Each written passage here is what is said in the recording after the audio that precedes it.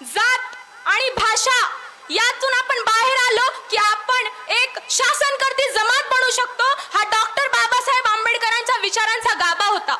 Doctor Babasaheb आंबेडकरांनी जातीयंताच्या लढ्यासाठी आणि या विषमतेच्या विरोधात जेव्हा आपल्या शेड्यूल कास्ट आणि रिपब्लिकन पार्टी ऑफ इंडियाची संकल्पना मांडली, तेव्हा त्यांचा उद्देश केवळ एका जातीचा विकास नव्हता, तर या देशातील शोषित, वंचित आणि हजारो वर्ष परिघाच्या बाहेर फेकलेल्या घटकांना अनुसूचित जाती या एका छत्राखाली आणण्याचं काम आपल्या बाबासाहेबांनी केलं.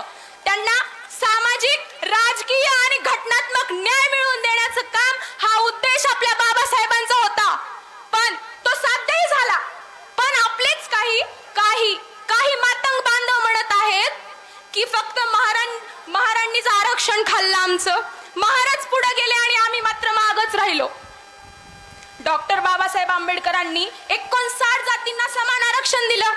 मांगाला दिलं, महाराला दिलं, चांबाराला दिलं, ढोराला दिलं, कुंभाराला दिलं, भंगीला दिलं, सगळ्यांना दिलं. का एकट्या महारांनाच दिलं? सगळ्यांना अधिकार समान होते, हक्क समान होते, कायदा समान होता. इतकंच काय तर संधी समान होत्या. मग फक्त महाराज का पुढे गेले? फक्त महारांचीच का प्रगती झाली? याचा विचार करा, याचं अवलोकन करा. महारांनी संघर्ष निवडला म्हणून महारांची प्रगती झाली. महारांनी स्वाभिमान निवडला म्हणून महारांची प्रगती झाली. महारांनी संविधान निवडलं म्हणून महारांची प्रगती झाली. महारांनी अंधश्रद्धा सोडली म्हणून महारांची प्रगती झाली. महारांनी शिक्षणाची कास धरली म्हणून महारांची प्रगती झाली. महारांनी पुस्तकं निवडली म्हणून महारांची प्रगती झाली. चैत्यभूमी आणि दीक्षाभूमीला एकाच दिवशी करोडो रुपयांची पुस्तकं विकत घेणारी ही जात आहे. इतकंच काय तर आमच्या बापानं स्वतःच्या पायाला चप्पल घेतलं नाही, पण आमच्या हातात पुस्तक दिलं. आणि आमच्या माईनं सणावाराला नवीन साडी घेतली नाही, पण आमच्या हातात कलम दिली. म्हणून या महारांची प्रगती झाली. म्हणून महारांची प्रगती झाली. तुम्ही करा ना बरोबरी आमची, करा उलटे कामाला. शिक्षणानं बरोबरी करा. उपवर्गीकरणानं बरोबरी होत नसते मित्रा, शिक्षणानं बरोबरी कर. उपवर्गीकरणाने बरोबरी होत नसते मित्रा, शिक्षणानं बरोबरी कर. अण्णा भाऊ, लहूजी मोठेच मित्रा, बाप मात्र आंबेडकरच मान्य कर.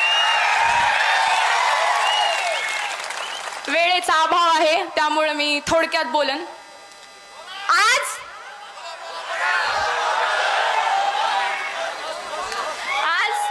आम्ही इथं कोणाचाही विरोध करण्यासाठी उभे नाहीत, पण आम्ही आमच्या हक्काच्या रक्षणासाठी नक्की उभे आहोत.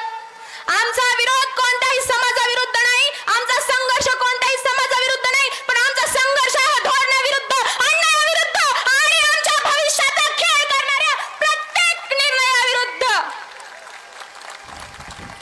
आज आम्ही इथं कोणाचाही हक्क हिरावून घेण्यासाठी उभे नाहीत, पण आमचा आवाज दाबला जाऊ नये म्हणून नक्की उभे आहोत.